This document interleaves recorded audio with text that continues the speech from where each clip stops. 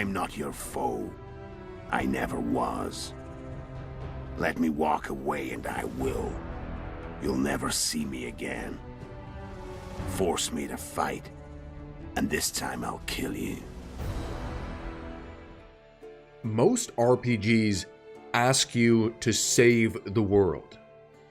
The Witcher 2 asks you to choose which part of it burns. One of the darkest, most disturbing worlds I've ever experienced. There's no grand journey waiting for you. No rising hero, no clear path on what you're doing. Instead, you're thrown into a world that's already collapsing in on itself.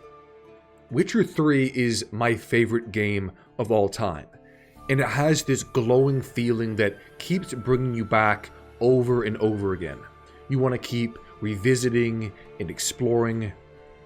Witcher 2 has the big paths to replay, but it doesn't have the same feeling where you want to revisit it over and over again. I don't want to go back.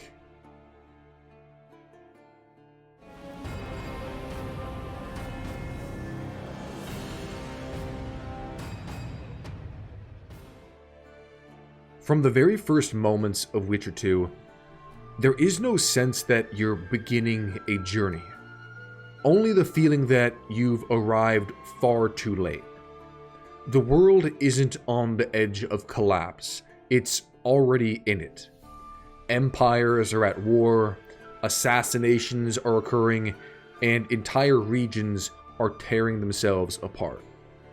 It feels like every faction you encounter is acting out of fear, desperation, or sometimes just blind hatred. There is no stability, only power struggles happening in real time, whether you're there or not. Geralt isn't the hero summoned to the rescue. He's seen as a weapon or a tool, being passed from hand to hand. And sometimes it's not enough. As we see in the most shocking moment early on, King Foltest is assassinated and Geralt fails. And that begins Geralt's journey. What seems like a simple, straightforward task initially of catching the Kingslayer slowly unravels out of control. It feels constant in Witcher 2 that no matter where you go, Geralt never truly has control. You're always stepping into someone else's plan. In the beginning, it feels like you're making choices, choosing allies, and shaping the eventual outcome.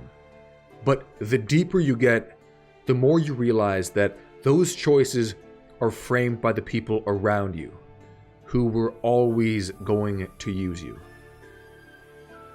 At the heart of this is the biggest decision in the game.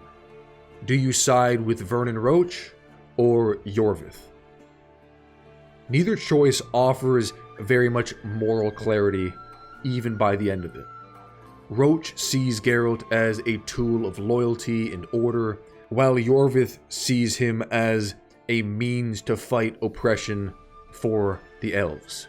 I did not know going into this game that you can play two completely different paths for Witcher 2 that offer two very different experiences, different characters, and different story. Kings, mages, rebels, they all project their needs onto Geralt, trying to bend him into something useful. But no matter who you side with, the truth never changes. You are not saving this world. You are deciding which version of its chaos gets to win.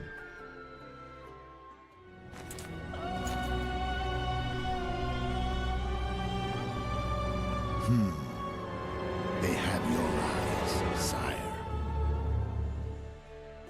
The cinematic slows, the music turns dramatic, and the only character you've got to know is assassinated in front of his children. the shock moment of Witcher 2.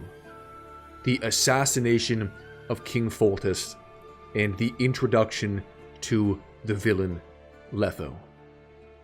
Letho stands at the center of Witcher 2, but not in the way most villains do.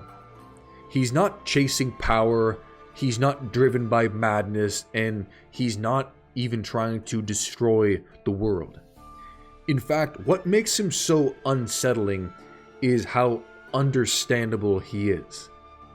He's another Witcher, another person shaped by the same mutations as Geralt, the same harsh training, and the same detached existence living in this world.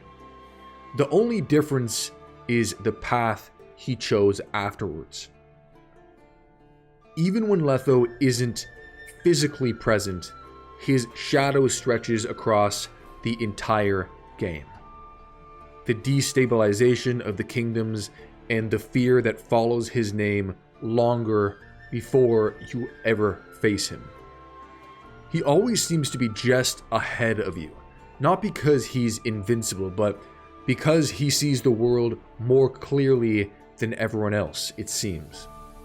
There's no illusion of justice for him, no belief that things can be fixed, only a cold understanding of how power dynamics really work in the world.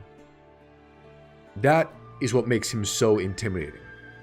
Of course, he does look like a roided up demon, but his certainty is also unique. He knows what he's doing, and more importantly, why he's doing it. There's no hesitation, no doubt, no moral struggle left in him when you finally confront him in the end. When you meet him for the final time, it feels like you're facing a version of Geralt that stopped pretending the world could be better. Letho isn't the darkness creeping into the story. He's the result of it. A man who adapted to a broken world instead of resisting the darkness like Geralt. And that's what makes him the perfect villain. And deep down, Geralt realizes he might not be wrong.